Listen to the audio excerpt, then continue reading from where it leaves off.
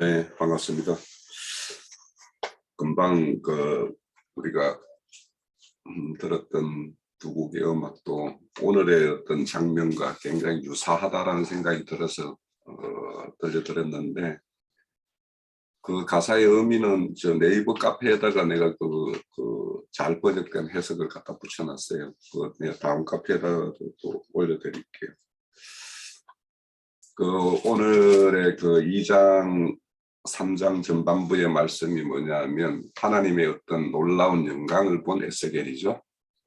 그래서 Grace Amazing이라는 Amazing Grace라는 걸 들었고, 또 여기 보면 인자야 너를 일어나라 이렇게 이야기해요. 사실은 이제 일으키시는 게 하나님의 어떤 말씀과 영이 임함으로 인해서 일어나는 모습이죠. 그래서 아까 들었던 음악도 자신의 어떤 지금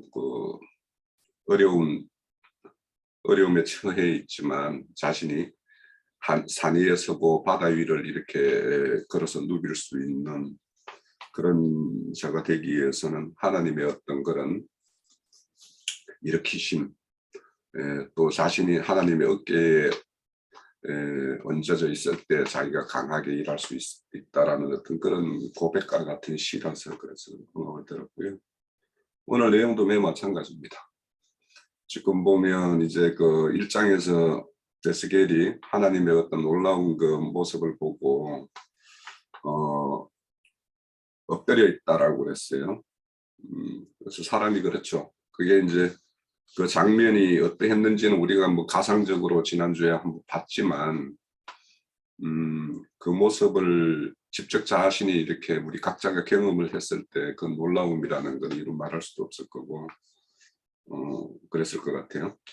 그런데 이제 오늘은 이제 찾아오신 목적을 이제 말씀을 하고 있어요. 내가 너를 폐역하고 배반하고 얼굴이 뻔뻔하고 마음이 굳은 이스라엘 백성에게 너를 파수꾼으로 이렇게 보내겠다, 이런 뜻이죠. 그래서 그런 목적을 이렇게 말씀하시고, 그 목적 가운데에서는 우리가 또 새겨봐야 될 것이, 그들이 내가 나의 말을 가지고 너를 보냈지만 잘 듣지 않을 것이다. 그런데 5절에 보면 그들 가운데 선지자 있음을 알지니라 이렇게 알지니라. 그러니까 이런 의미들, 왜 듣지 않을지 모르지만 그래도 보내는 이런 목적이 있다라는 거죠. 그런 것도 생각을 해봐야 될 것 같고, 또 선지자가 가는 곳에는 가시와 지레와 증갈 가운데 가게 될 것이다 라는 그래요. 의미가 좀 새겨지죠. 그리고는 이제 보내기 전에 한 두루마리를 이렇게 보게 되는데, 거기에는 애가와 애곡과 재앙이 가득하다 그러고, 또 그걸 먹으라고 이렇게 말씀을 먹으라고 그래요. 그래서 이거는 우리 계시록 10장에 보면 정인을 보낼 때 작은 책자를 하나 이렇게 먹게 하죠. 그거와 동일한 어떤 의미로 좀 우리가 새겨볼 수 있겠고, 또 파송할 때 이스라엘 족속이 이마가 굳었고 마음이 굳은 자이기 때문에 선지자는 선지자의 얼굴과 이마를 하석과 건강석 같이 이렇게 굳게 해가지고 이렇게 파송한다라는 말씀이 있어요. 그래서 이런 내용들이 이 시대에 우리도 어쩌면 파수꾼으로서 이렇게 하나님이 세우시기를 원하시고, 또 우리는 어쩌면 각자가 그렇게 우리가 이 시대의 파수꾼이라고 생각하는 측면이 있겠죠. 그러면 그 책임을 다하기 위해서 어떤 것이 장비되어야 하는 건지, 이런 것들을 마음에 두고 오늘 말씀을 나눴으면 좋겠습니다. 자, 우리 형제 자매님들께서 한 주간 이 말씀 묵상하신 거 한번 증거를 해 주시죠. 네. 지난주에 이어서 이제 할례 이상을 본 에스겔에게 일어서라 하는 말을 하시고, 이렇게 이제 주어진 임무를 이렇게 시키면서 주님이 성경 전권에서 증거되는 내용이죠. 이제 어떤 어, 계시를 본 자 또 어떤 이상을 깨달은 자를 통해서 하나님의 이상을 줘서 파송하는 그런 증인으로 또 사람으로 이렇게 쓰는 주님도 땅에 오셨을 때 인자라는 말을 많이 쓰셨는데 사람의 아들이라 이제 그런 뜻이 있고 홍영진님께서 어쩌면이라는 말을 이제 우리가 파송된다 이렇게 하셨는데 어쩌면이라는 표현은 물론 뭐 부여받은 사람이면은 그 얘기겠죠. 근데 당연히 우리는 부여받은 사람들이죠. 지금 이 시대를 우리가 본다면 당연히 맡은 임무가 동일하다고 봅니다. 뭐 우리가 기독교를 저도 한 20년 이상 뭐 기독교 생활을 해봤지만 그곳에 그 신앙이라는 말만 예수님을 믿는 그 공동체지 실제 우리 뭐 나영재님을 통해서 그들의 어떠함이 참 낱낱이 증거되고 있지만 그 실상은 정말 주님이 보시기에 여기 뭐 폐역, 가증, 뭐 반역 같은 얘기죠 다. 그 정말 예수님을 믿지만 뱀의 사상에 마귀의 사상에 반역의 사상으로 신앙하는 땅의 것들로 에스겔에도 일어서라 그랬는데 이제 첫사람 아담 정신, 땅만 보는 세상만 보는 정신에서 하늘의 이상을 보는 사람으로 일어서서 보는 그런 정확한 이상들이 우리에게 부여됐다고 봅니다. 뭐 바울 사도도 종교인으로 또 그 세상 가말리엘 그 신학으로 세상 종교 사상으로 인친 바울을 사울 때죠. 새로 다메섹 도상에서 주님이 친히 쓰시기 위해서 바울을 세웠죠. 사도행전 26장 17절 17절이죠. 한번 볼까요? 사도행전 26장 16절. 바울이 대답하죠. 주님 누구시니까? 주께서 이르시되 나는 네가 박해하는 예수라. 일어나 너의 발로 서라. 내가 네게 나타낸 것은 곧 네가 나를 본 일과 장차 내가 네게 나타날 일에 너로 종과 증인을 삼으려 함이라.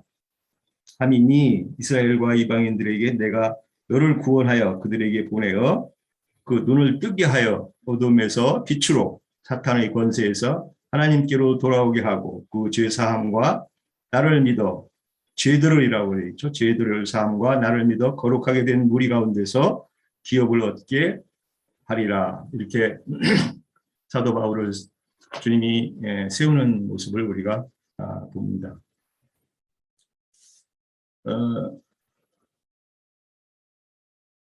그 세상 그 종교로 그 예수님을 믿을 때 참 어떻게 보면은 그 뭐 세상에서 잘 되고 세상에서 축복을 받으라는 것이 뭐 한면으로 보면 참 나쁠 것은 없는 것 같아요. 그래서 저도 뭐 기독교에 있을 때는 뭐 그게 뭐 나쁘겠느냐. 근데 사실은 그 내면을 보면은 이상이 없다는 거죠. 에스겔을 통해서 그 하늘의 그 영들의 운영 또 그 하나님께서 원하는 그런 그 체계를 이해하는 게 하나님의 목적인데 세상에서 그 주는 그런 세상적인 행복에 빠져버린 이스라엘 백성은 뭐 더 이상 어떤 그런 비전이 없는 거죠. 하늘에 대한 이상이 없게 되고 타락하게 되는 그런 것이 되는데 저도 자녀들을 길러보니까 그런 면이 있는 것 같아요. 세상에서 이제 저도 뭐 형편이 좋지가 않아서 살다 보니까 아이들이 그냥 어떻게 하면 더 좀 풍요를 구하는 그런 것이 자연스럽게 이렇게 형성돼서 뭐 능력 없는 아빠를 보니까 또 이렇게 좀 더 요구하는 게 이렇게 많아지는 것 같아요, 자녀들이. 그러다 보니까 어, 어떤 진리에 대한 이런 얘기를 가끔 해주려고 그러면은 지금 당장 필요한 게 더 중요한 게 있는데 뭐 그렇게 불필요한 얘기를 하느냐 이제 이런 식으로 얘기도 하고 또 세상 기독교인들한테도 전도를 해보면 아니 우선 먹고 사는 게 제일 문제인데 먹고 사는 문제가 해결돼야 뭐 이상도 쳐다보고 또 뭐 다른 생각도 하게 되는데 지금 주어진 현실이 어렵다는 거예요. 근데 기독교인들 중에도 잘 사는 사람들이 많이 있잖아요. 근데 잘 사는 사람들을 보면은 또 잘 사는 걸 가지고 더 잘 살기 위해서 거기에 또 매진을 해요. 그러면 이제 어느 정도 먹고 살만하니까 이제 신앙생활로 좀 주님이 말씀을 통해서 하나님 뜻이 무엇인지 우리가 살펴보고 좀 진리에 대해서 한번 추구를 해보자. 그러면 뭐 졸아요. 그냥 관심이 별로 없다. 하품만 나오고 이제 그런 상태가 되더라고요. 대화를 나눠보면 별로 이제 무관심한 거예요. 왜냐하면 등 따시고 배부른데 뭐 그거 뭐 이렇게 복잡한 얘기를 할 필요가 있냐 이거죠. 참 우리가 그런 입장에 있는 사람들한테 보내졌다는 게 참 그래서 주님도 그들이 뻔뻔하고 여기서 이 장에서 참 이렇게 들어보면 정말 마음에 와서 닿습니다. 정말 하나님이 이렇게 천지를 창조하시고 그 좋은 것들로 준 목적이 이렇게 이제 변질이 돼서 뱀의 그 땅의 사상으로 이렇게 변질된 우리 정신 세계가 정말 하나님이 원하는 목적을 이해하고 또 그래서 가끔 이제 전도하다 보면 신천지 사람들하고 얘기하다 보면 야 하나님이 무슨 과천으로 거기로 내려오냐 우주적인 운행하시는 분이 우주적인 걸 통해서 정신이 개선이 되고 너희가 그 하나님이 원하는 이 새로운 시대와 이런 변혁 이런 것들을 알아야 된다 목적을 알아야 된다 그러면 아이고 뭐 하나님이 우리나라 지금 나라도 지금 어려운 형편에 있는데 무슨 너무 우주적이고 세계적인 얘기를 하냐고 참 그런 얘기도 듣는데 그렇게 그 어떤 좁은 시각으로 우리 인간들이 빠지게 하는 이 마귀의 이 괴계가 참 너무나 정말 참 아쉽고 참 안타깝죠. 우리가 보면 신앙하면서 예수님을 믿으면서 참으로 새로운 정신이 바뀌고 어떤 진리에 대한 그 갈급함이 우리에게 신앙인에게 요구되는데 그런 그 갈급함이 참 많이 부족한 것 같아요. 그래서 형제님도 늘 증거 중에 참 귀 있는 자는 듣고 주님이 더 좋은 것을 주려고 해도 그 마음이 닫혀가지고 있는 자들에게 참 그 마음을 연다는 것은 우리 보냄을 받은 우리들이 참 쉽지 않은 길이다 이렇게 생각을 합니다. 에스겔 2장을 통해서 맡은 임무들을 우리가 당연한 것으로 알고 우리 생을 다해서 경주를 하는 그런 우리의 임무가 있다는 것을 다시 한번 생각합니다. 마치겠습니다. 에스겔 2장에서는 이제 뭐 읽어 보셔서 아시겠지만은 하나님께서 에스겔을 이제 선지자로 부르시고 위임하는 그런 내용이 이제 주로 나와 있고 그다음에 이제 3장 초반까지 읽었는데 3장에서는 하나님의 그 말씀 두루마기로 표현이 되어 있죠. 하나님의 말씀을 에스겔이 먹는 내용인데 에스겔 스스로가 먹은 것이 아니라 중요한 것은 하나님이 먹이셨다는 것이죠. 누가 이제 먹였느냐가 중요한 것이죠. 하나님께서 에스겔에게 하나님의 말씀을 먹이셨다는 그런 내용이 나오죠.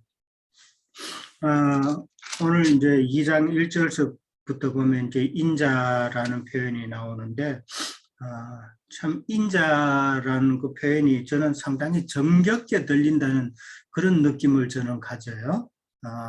하나님께서 우리에게 인자야 그랬을 때에 그 표현이 얼마나 세상 사람들은 그게 무슨 뜻인지 모르겠지만은 우리 믿는 사람들은 그 뜻이 하나님께서 사람을 호칭할 때 쓰는 그런 표현이잖아요. 그럴 때에 우리를 보고 인자야 하시는 그 모습이 참 정겹게 들린다라고 이제 그렇게 저는 느껴 봅니다. 이제 이 인자라는 표현은 이제 하나님이 사람을 호칭할 때 이제 그렇게 쓰시는 호칭인데, 인간은 하나님에 비해서 참 연약한 존재라는 그런 의미도 거기에는 또 포함이 될 수 있는 것이고, 이제 우리가 잘 아는 신약에서는 이제 예수님 자신이 이제 자신을 호칭할 때에 이제 인자라는 그런 호칭을 많이 쓰셨죠. 그런 호칭을 쓰셨는데, 그거는 이제 예수님의 그 인성을 주로 강조할 때에 많이 쓰시지 않았나 이제 그렇게 생각해 봅니다. 하나님께서 이제 에스겔을 부르시는데 인자야 네 발로 일어서라라고 이제 그렇게 이야기를 합니다. 뭐 일어서라는 말은 뭐 앉았다가 뭐 누워 있다가 일어서라는 그런 의미는 아닌 것은 우리가 잘 알잖아요. 하나님께서 하나님의 뜻을 이제 수행하기 위해서 이제 준비해라라는 그런 의미로 이제 받아들이면 될 것 같고, 그 다음에 이제 그 영이 내게 임하사 나를 일으켜 내 발로 세우시기로 그랬거든요. 그러니까 에스겔 스스로 일어선 거고, 그 다음에 내 발로 세웠다 그랬는데 그렇게 한 것이 아니라 그 영이 내게 임했다 그랬잖아요. 하나님께서 에스겔을 이제 세우실 때에 하나님이 세우신다는 것이죠. 이제 이거를 우리는 먼저 잘 이해를 이제 다들 하고 있잖아요. 세상 교계에서는 자기가 뭐 콜링 받았다고 해가지고 자기 감정에 어떻게 좀 느낌이 왔다고 그래가지고 뭐 신학 가서 목회해서 목사 되고 뭐 그렇게 하는데, 그거는 자기 감정에 자기가 어떻게 보면 쏘갔다고 볼 수도 있는 것이죠. 많은 사람이 이제 그게 이제 콜링인 줄 알고 그러는데, 오늘 에스겔 2장을 통해서 우리가 보면은 하나님께서 부르시는 방법이 참 어떤 것이다라는 것을 우리는 다시 한번 생각해 봐야 되는데, 그 영이 내게 임해서 내게 임하고 그 다음에 나를 일으켜 세우시고 이제 내 발로 또 세운다 이제 그렇게 했는데, 에스겔의 그 선지자 사역은 하나님이 성령이 임해서 감당할 수 있게 하신다는 그런 의미로 우리가 이제 생각해 볼 수 있는 것이죠. 참 내가 감동이 돼서 하느냐 아니면 하나님께서 필요로 해서 나를 세우시느냐 그 문제죠. 그거는 상당한 차이가 있습니다. 내가 무엇을 한다고 그러면은 모든 하나님의 일을 갖다가 자기 영광을 위해서 하게 되는 그런 결과가 나오게 된다는 것도 우리가 알고 있죠. 자, 3절에 보면은 이제 하나님께서 에스겔에게 말씀하시되 너는 이스라엘 자손 곧 패역한 백성 나를 배반하는 자에게 보내노라라고 그랬습니다. 이게 사역지죠. 에스겔의 그 선교 사역지가 패역한 이스라엘 백성들이라는 것이죠. 이스라엘 백성들은 이제 뭐 이 당시 바벨론에 포로된 남유다만이 아니라 사실은 전체 이스라엘, 북이스라엘과 남유다와 전체 이스라엘이 바로 에스겔이 전해야 될 사역지라는 것이죠. 근데 이제 그 패역이라는 말이 오늘 상당히 참 많이 나오잖아요. 이게 참 그 2장 그 짧은 기간 그 내용 가운데서도 패역이라는 말이 있고, 그 다음에 배반이라는 말이 있고, 그 다음에 뻔뻔하다라는 말도 있고, 또 마음이 굳은 자라고 이렇게 같은 말이 지금 많이 나오고 있고, 그 다음에 이제 패역이란 말은 뭐 제가 언론 뭐 눈으로 봐도 한 5-6번은 나오는 것 같아요. 폐역이라는 말은 우리가 잘 아시다시피 거스릴 패자, 거스릴 역자거든요. 거스리고 거스린다는 그게 상당히 일반적인 그 상식적인 그런 범주를 벗어나서 뭐 폐역한다는 거슬리는 그런 내용인데 이스라엘 민족이 지금 하나님 앞에 이렇다는 것인데 하나님께서는 폐역이라는 말을 써서 이스라엘 민족이 지금 어떤 상태라는 것을 지적하고 계신다라는 것이죠. 이스라엘 백성은 사실 우리가 잘 알듯이 하나님의 선민이고 그 다음에 하나님의 그 은혜 아래 있는 그런 민족이고 그 다음에 우리가 잘 아는 그 출애굽기에도 보면은 하나님의 소유된 백성이라고 그랬잖아요. 제사장 나라 삼으시고 그런 자들인데 그들이 범죄하고 패역함으로써 그들에게 지금 해당되는 그 명칭이 2장 3절에 보면은 배반하는 자라는 표현을 또 씁니다. 그들은 배반하는 자가 되었고 그 다음에 2장 6절에 가면은 엉겅퀴와 가시나무라는 그 말도 있고 그 다음에 이제 엄녀라는 표현도 있고 6장 9절에 가면은 엄녀라는 표현도 있고 그 다음에 2장 6절에 가면 또 정갈이라는 표현도 있고 그 다음에 22장 18절에 가면은 그 이스라엘 백성들을 갖다가 찌꺼기라는 그런 표현을 썼습니다. 이스라엘 민족들은 지금 찌꺼기라는 거는 그거는 모았다가 다 버려야 되는 그런 그 뭐 존재라고 그럴까요? 그런 위치잖아요. 그러니까 이스라엘 백성들을 참 찌꺼기라는 표현까지 썼다는 것을 이제 볼 수 있습니다. 그러니까 하나님께서 이스라엘 백성에 대해서 이렇게 진노하시는 모습을 이제 보이셨는데 그렇지만은 하나님은 그 자기 백성을 또 사랑하시고 또 언약하신 그 언약의 내용을 잊지 않으신다는 것을 우리는 또 알고 있잖아요. 하나님께서 이렇게 이스라엘 백성에 대해서 진노하시는 이유는 이스라엘의 그 패역의 그 상태가 참 하나님의 그 신성, 하나님의 속성과는 너무나도 다르다는 것이죠. 너무나도 다르기 때문에 같이 할 수가 없기 때문에 이스라엘 백성들을 어떻게 해서든지 다시 원위치 시키시려고 하는 하나님의 그런 뜻이다라는 것을 이제 우리는 생각해 보죠. 그 다음에 뻔뻔하고 마음이 굳었다 그랬는데 뻔뻔하고 마음이 굳었다 그러면 어떤 죄를 지어도 이거는 완전히 무감각한 자가 되는 것이죠. 하나님에 대해서 범죄해도 그게 범죄인 줄도 모르는 그런 상황이 뻔뻔하고 마음이 굳은 자라는 그런 표현을 할 수 있고 우리가 또 많이 써왔던 그 목이 곧은 자라는 표현도 바로 이런 표현이 아닌가 봅니다. 그 다음에 이제 4절에 보면은 내가 그들에게 너를 보낸다라고 그렇게 이야기를 하셨습니다. 하나님께서 보낼 곳을 보낼 자를 이렇게 보내신다라는 것이죠. 이거는 뭐 인간 자신이 어떤 그 선택적인 그런 의지가 아니라 하나님의 주권이고 하나님의 뜻이라는 것이죠. 그러니까 하나님의 주권과 하나님의 뜻에 따라서 우리는 하나님의 일을 감당해야 되는데 오늘날 뭐 세상 교회에서는 그 선교사들 참 많이 보내잖아요. 주보에 보면은 선교사 몇 명 그거 쫙 리스트가 나오잖아요. 그거 많은 교회는 큰 교회인 거죠. 큰 교회인 거고 그게 어떻게 보면은 자기 교회를 자랑하는 그런 내용으로도 이제 쓰이는데 사실 그 선교사라는 그 직책은 물론 참 개중에는 하나님의 말씀을 증거하고자 하는 뜨거운 열정으로 참 콜링받아서 하는 선교사도 있겠지만은 대부분이 특히 미국 같은 경우 여기도 보면은 특수사역 하는 사람이 많아요. 한국에도 그런 사람이 있겠지만은 특수사역 하는 사람들 가만히 보면 미국에서 단임 목사 목회지가 없어서 특수사역을 하는 사람이 참 제가 보기에는 참 많아요.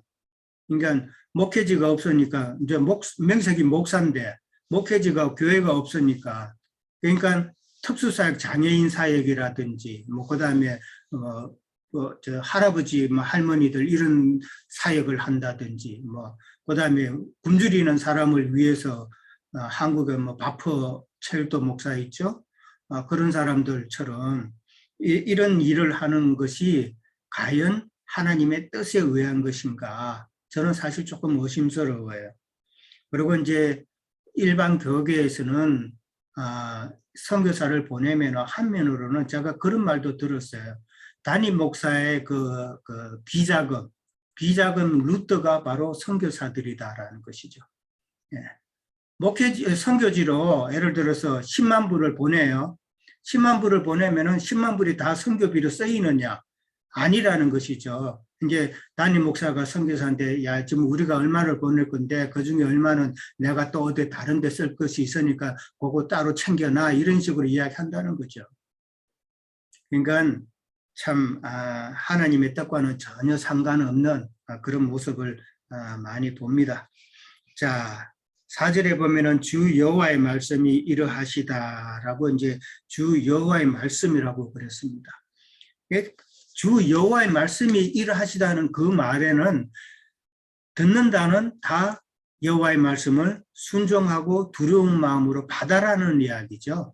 네, 그렇게 이해를 해야 되고 순종함으로 이제 두려운 마음으로 그렇게 들어야 하는데 이스라엘 백성들은 지금 저들은 패역한 족속이라 그랬죠. 5절에 패역한 족속이기 때문에 내 말을 안 들을 것이다 라고 그렇게 미리 언지를 하십니다. 하나님께서.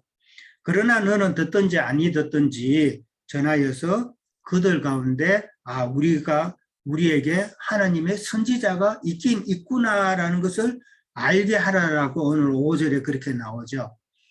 그러니까 하나님께서도 그들이 워낙 패역하기 때문에 내 말을 안 들을 것이라는 것을 에스겔 선지자한테 미리 지금 언급을 하고 있습니다. 그 다음에 이제 6절에 가면은 가시와 찔레와 정갈이라는 표현이 나오죠. 에스겔이 선교 사역을 하고 에스겔이 선지자의 사역을 할 때에 에스겔에게 임할 핍박과 시련을 상징하는 그런 단어죠. 가시와 찔레가 무수히 많고 그 다음에 정갈이 너를 해할 것이다 라는 것이죠. 그러나 너는 두려워하지 말라 그러죠. 두려워하지 말라라는 것은 하나님께서 에스겔에게 내가 너와 함께 하겠다는 약속의 그 내용이 담겨 있는 그런 말이라고 보고요. 그들의 말을 이제 두려워하지 마라 그랬는데 그들의 말이라는 것은 선지자가 전하는 말에 이제 그렇게 대들고 그다음에 선지자의 말할 때에 모함하고 중상하고 그다음에 위협하는 그런 여러 가지 말들이 있겠죠. 그렇게 있을 때에 너는 내 말로 고할지니라 그랬습니다. 그들이 너를 위협하고 할 때에 너는 인간적인 생각으로 누가 그렇잖아요. 우리 사람이란 건 그렇잖아요. 누가 나를 위협하고 핍박하고 그러면은 일단은 우리 인간의 생각으로 먼저 반응을 하게 되잖아요. 그런 너의 생각으로 반응하지 말고 내 말로 고하라 그랬습니다. 예. 그들의 말을 이기는 방법은 하나님의 말씀으로 증거하는 것이 그들의 비방하는 말, 위협하는 말을 다 이기는 방법이라는 것을 오늘 말씀을 통해서도 이제 생각해 볼 수가 있겠죠. 그 다음에 이제 8절에 가면은 에스겔에게 하나님께서 너는 패역한 족속같이 패역하지 말라라고 에스겔에게 이야기합니다. 지금 에스겔을 갖다가 패역한 족속에게 이스라엘 민족에게 보내는데 에스겔한테 너는 패역하지 말라라고 당부를 하십니다. 그럼 에스겔에게 패역하지 말라는 이 말은 저는 요나를 한번 생각해 봤어요. 요나가 하나님의 그 말씀을 듣고 사역지로 안 갔잖아요. 다시스로 다른 데로 가버렸잖아요. 네. 그랬을 때에 이것이 하나님의 그 말씀에 패역한 것이 아닌가. 그러니까 에스겔의 너는 패역하지 말라는 것은 나의 그 성경 말씀 전하는 것을 내 명령을 회피하지 마라. 그런 의미가 아닌가 생각을 해봅니다. 그러면서 이제 그 8절에 가면은 이제 9절에 가면은 이제 먹으라 하나님의 말씀은 이제 먹는 내용이 나와요. 8절에 가면은 이제 먹는다는 것은 이제 우리가 이제 음식을 먹을 때 음식 먹는 목적은 에너지를 얻기 위함이잖아요. 영양분을 취하고 에너지를 얻기 위함인데 에스겔 선지자에게 있어서도 하나님의 말씀을 감당하기 전에 하나님의 말씀을 먼저 먹어서 하나님의 뜻이 무엇인지를 깨닫고 에너지원으로 받아야 되잖아요. 그러니까 능력을 채워서 그런 모습으로 나가야지 전혀 하나님의 말씀을 깨닫지도 못하고 그걸로 인해서 생명도 되지 못한 상태에서는 아무것도 할 수 없다는 그런 의미가 되겠죠. 네. 그러니까 전하는 자가 먼저 하나님의 말씀을 먹고 깨달아서 참 확신 가운데 있어야 하나님의 말씀을 이러하다라고 이제 담대하게 전할 수 있다는 그런 내용이 되겠습니다. 그 다음에 이제 그 두루마리 책이라는 것이 나오는데 10절에 가면 안팎에 글이 쓰여 있다는 말이 또 나오죠. 이 안팎에 쓰여 있다는 말은 계시록 5장 1절에도 보좌에 앉으신 이의 오른손에 두루마리가 있었는데 그 안팎으로 쓰였다라는 표현이 있잖아요. 뭐 안팎으로 쓰였다는 말은 우리 지체들이 너무나도 잘 알고 계시리라고 믿고, 그 다음에 출애굽기 37장 2절에도 보면은 언약궤를 만들 때에 언약궤 안과 밖으로 이제 순금으로 안팎을 싸는 그런 내용이 나옵니다. 같은 의미가 아닌가 생각을 해봅니다. 그 다음에 이제 3장으로 넘어가면은 두루마리를 내게 먹이시고 하나님이 이제 먹이시는 내용인데 아까도 말씀드렸지만은 에스겔 스스로가 먹는 게 아니라는 것이죠. 하나님께서 보내실 자에게 하나님의 말씀을 직접 먹이신다는 것이죠. 그 말씀은 에스겔이 증거해야 될 말씀이라는 것이죠. 근데 에스겔이 이제 그 말씀을 먹으면은 안 전할 수가 없는 상황이 되겠죠. 에레미야 선지자도 에레미야 20장 9절에 보면은 내가 하나님의 말씀을 선포하지 아니하면은 내 마음이 불붙는 것 같다라고 그랬어요. 그래서 내가 답답하여 견딜 수가 없다라는 표현을 썼거든요. 하나님의 말씀이 우리가 먹게 되면은 그런 형편이 되는 것이죠. 그 다음에 사도행전 4장 20절에도 베드로와 요한이 유대인의 공회에서 증거할 때에 우리는 보고 들은 것을 말하지 아니할 수가 없다라고 그렇게 선언을 합니다. 똑같은 예치라고 보면 될 것 같습니다. 그 다음에 창자에 채우라는 말이 나와요. 그냥 먹었다는 표현만 하면 될 텐데 창자에 채우라는 이 말은 창자까지 내려가야 이게 소화가 되는 거잖아요. 예.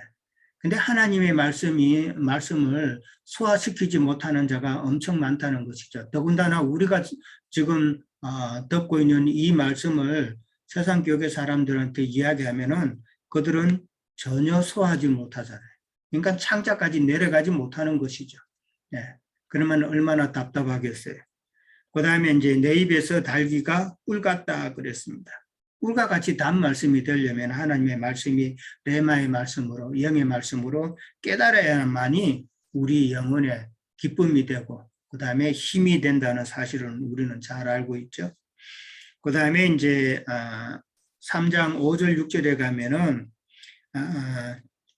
다시 한번 하나님께서 이 백성이 참 패역함으로 말이 달라서 못 알아듣는 것이 아니라 그들이 패역함으로 내 말을 네 말을 에스겔 선지자의 네 말을 알아듣지 못할 것이다 라고 이제 미리 또 암시를 합니다.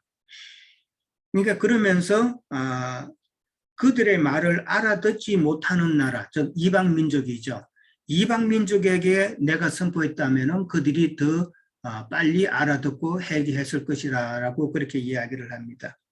그러니까 요나가 이방 민족에게 선포했을 때 그들이 더 빨리 이제 해결을 했잖아요. 그런 이치가 되겠죠. 그 다음에 7절에 보면 이마가 굳고 마음이 굳어 듣지 아니한다라고 그랬는데, 항상 패역할 대로 패역해가지고 거역할 것을 이제 사전에 에스겔에게 미리 이제 언지를 주는 것이죠. 사실 에스겔 입장에서도 하나님의 말씀을 증거하는데 미리 경고를 안 해주면은 에스겔도 상당히 힘이 될 것 같은 그런 불안한 마음이 하나님이 드셨는지 모르겠지만은 그거를 미리 대처할 수 있도록 마음의 준비를 할 수 있도록 그런 말들을 하지 않으셨나. 그러면서 지금 이스라엘 민족이 이런 형편이기 때문에 내가 저들을 심판하지 않을 수 없다는 그런 상황을 에스겔에게 다시 한번 설명하는 것이라고 봅니다. 그 다음에 8절에 가면은 참 조금 말이 어려운 부분이 나와요. 보라 내가 그들의 얼굴을 마주 보도록 네 얼굴을 굳게 하였고 그들의 이마를 마주 보도록 네 이마를 굳게 하였다 그랬습니다. 네 이마를 하석보다 굳은 금강석 같이 하였다 그랬거든요. 그러니까 그들이 마음이 지금 이렇게 굳은 상태지만은 에스겔의 얼굴을 그들과 같이 또 단단하게 그 다음에 이마도 단단하게 금강석 같게 하겠다라는 이 말씀이거든요. 그러니까 그들의 대적할 수 있도록 에스겔 너를 강하게 하겠다는 그런 의미죠. 에스겔의 이름의 뜻이 하나님께서 강하게 하신다는 뜻이잖아요. 그러니까 어떤 모든 역경 가운데서도 에스겔을 강하게 하셔가지고 하나님의 그 사역을 잘 감당할 수 있게 하겠다라는 그런 하나님의 뜻이라는 것이죠. 그러니까 그 11절에 보면은 사로잡힌 내 민족이라고 그랬습니다. 사로잡힌 그 이스라엘 민족인데 그들이 하나님 앞에 범죄했던 그 모든 것 오늘날 우리도 무언가에 사로잡혀 있고 하나님 앞에 부족한 부분들이 많이 있잖아요. 그런 말씀이 주 여호와의 말씀이 이러하시다라는 그 말씀에 우리가 귀 기울이고 참 순종해서 우리 안에 또 뭔가 사로잡혀 있는 이런 것들도 다 해결함을 받았으면 좋겠다는 생각입니다. 예, 여기까지입니다. 손을 든 게 아니라 이쪽이 어딘가 확인하느라고. 예, 저기 오늘 유영재님하고 이렇게 말을 하면 자꾸 겹칠 것 같아가지고 저는 간단하게 그 오늘 말씀이 이제 그 선지자를 세워서 타락한 이스라엘한테 이제 보내서 그 말이 여호와의 말씀이 이러하시다 이거를 이제 한다는 내용인데 그러면 이 내용이 뭔가 전도하는 거죠. 얼마 전에 어떤 사람이 노숙자들한테 자기가 이제 아까 뭐 특수사역 얘기하셨는데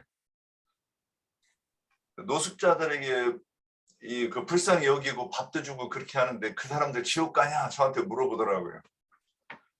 제가 단호하게 얘기했습니다. 예, 그들이 전하는 자가 진리를 알아가지고 진리를 전한 바가 없는데 그들은 구원받을 수 없다. 지옥 간다. 그래갔더니 막 화를 내더라고요. 어떻게 그렇게 함부로 말할 수 있냐고.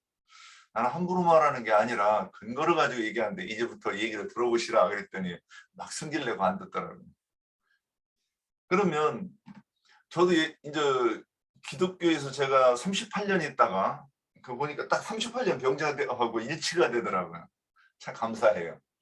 그래서 38년 있다가 이렇게 이제 영적인 말씀으로 안팎으로 기록되어 있다는 것에 대해서 듣게 된 게 38년 지나고 나서였어요. 그런데 그 전에도 저는 전도할 때 예수 믿고 구원받자 이게 전도겠는가 이런 얘기를 많이 했었어요. 사람들하고. 전도는 이게 아닌 것 같다. 그래서 정말 시간이 없어서 그럴 때는 저도 뭐 몇 번은 이렇게 얘기해 본 적이 있었지만은 창세기부터 시작해가지고 뭐 뭔가 이렇게 좀 얘기하려고 많이 노력을 했었어요. 자, 그런데 이제 오늘 여기 말씀에 이제 2장 4절 보면 뻔뻔하고 마음이 굳은 자들에게 내가 너를 보낸다. 그런데 그들에게 이르기를 주 여호와의 말씀이 이러하시다 하라 이렇게 얘기를 했어요. 그러면 그 주 여호와의 말씀이 이러하시다고 하는 것을 그럼 이제 기독교인은 이렇게 할 거예요. 주 여호와의 말씀이 그래요. 예수 믿고 구원받으래 이렇게 할 거란 말이죠.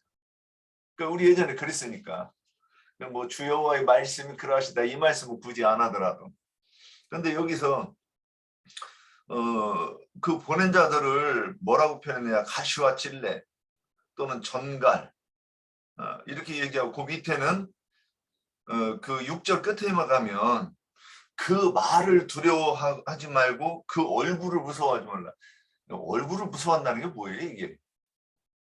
이게 뭐 우리 지체들이 다 아는 얘기죠. 그러니까 어떤 사람이 형상을 어저께 우리 말씀 나눌 때 예수 그리스도의 형상이다 그랬는데 어떤 사람이 형상이 예수의 형상이냐 금송아지 형상이냐 그러면 그의 말이 그의 정신세계에서 그러니까 그의 말을 통하여 들어보면 이제 분별이 되는 거죠. 아, 이 사람은 하나님의 형상을 회복한 사람이다. 아니면 금송아지 형상이고 뱀과 뱀 새끼의 형상이라고 이렇게 보는 거죠. 그러니까 우리가 이제 예전에 산에 가서 이 뱀이 미쳤는지 저한테 일직선으로 오는 거예요. 너무 무서웠어요. 옆으로 가면 나무를 때려서 잡고 늘 그 짓을 했는데 저한테 일직선으로 막 빠른 속도로 오니까 깨땀을 지릴 뻔했어요. 자, 그러면 우리가 뱀을 보고 두려워하는데 섬찟하잖아요. 그런데 어떤 사람의 얼굴이 그러니까 그 말을 보고 두려워한다는 거죠. 저는 이 표현을 이해를 하려고 하면 예전에 여호와 증인하고 이렇게 이제 대화를 하는데 그 대화가 끝나고 나서 그 사람하고 헤어져가지고 나와서 전봇대를 붙잡고 막 그러니까 그 감정을 이해를 못 하겠어요. 그러니까 히브리서 12장에 보면 다시 한번 진동치 아니야 그렇게 얘기를 했었어요. 그래서 저는 제 마음이 뭔가 그 사람의 말에 설득될 뻔하는 그런 그 요동, 그 흔들림이라고 느꼈던 거예요. 그래서 그럴까봐 제가 그 사람한테 설득될까봐 두려워했던 그때 그 기억이 나요. 전봇대 붙잡고 한참 저기 그 요동하는 거를 붙잡기 위해서 한참을 그러고 있었었는데 여기서 그런 거를 말하지 않을까. 그러니까 그 사상, 그가 전하는 가르침 때문에 그 두려워한다. 이게 이제 그런 뜻 아닌가 싶어요. 그리고 이제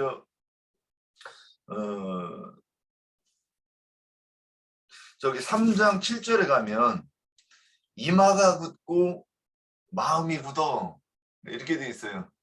저는 이 성경을 이제 요즘 들어와서 보니까 어떤 한 구절에 같은 내용인데 2번 연속돼서 반복해서 쓰는데 표현이 다른 게 있다고 봐요. 여기서 이마가 굳은 것과 마음이 굳은 것이 다르겠는가? 저는 이게 같은 얘기라고 이제 이렇게 이해하는 거예요. 그러면 이마를 보면 그 다윗이 골리앗을 꼬꾸라뜨릴 때 어린 소년이 주머니에서 물맷돌을 꺼내가지고 그 제구에 채워가지고 던지니까 그 이마에 투구를 뚫고 들어갔다 그래요. 근데 그것도 신기한데 그 어떻게 그 던지는 돌이 그 노스의 투구를 뚫고 들어갔을까? 말이 되는가? 그런데 이제 또 기적이 또 일어나요. 그 맞박에 박혔대요, 그게. 그럼 이게 뭔 소린가? 그들의 신앙이 그 구원의 투구잖아요, 투구는. 그러면 그 구원의 투구라고 생각하고 쓰고 있는 그 투구를 뚫었다 그러면 그게 파쇄됐다는 얘기죠. 그리고 그 이마에 박혔다 그러면 그 정신세계에 이 조약돌이 박혔다. 이렇게 이제 저는 보여요. 여기서 그러면 마음판에는 어저께 우리 말씀 나눌 때 그 고린도 후서에서도 그 말씀 나왔죠. 고린도 후서 3장 3절에 돌판에 쓴 것이 아니오 오직 육의 마음판에 썼다 이렇게 얘기해요. 그럼 마음판도 뭔가 기록되는 것이고 이마에도 뭔가 기록되는 것이죠. 그래서 선지자가 그 하나님이 표하라고 하는 그 사람의 이마에다가 목통을 가지고 표를 한다 그랬으면 그 예수는 그리스도라 하는 그거를 거기에다 썼다고 표시했을 거란 말이에요. 그러면 마음판에 기록된 것도 같은 내용이고, 그래서 여기서 이마에 마음에 했으면 거기에다가 써야 되는데 예전에 화전, 그러니까 거짓 복음을 듣고 나서 그 마음이 굳어졌기 때문에 그들이 이 말씀을 들을 수가 없다. 지금 이렇게 말씀하는 것 같습니다. 네, 여기까지입니다. 네, 수고하셨고요. 자, 또 더 이어주실 분 계신가요? 자,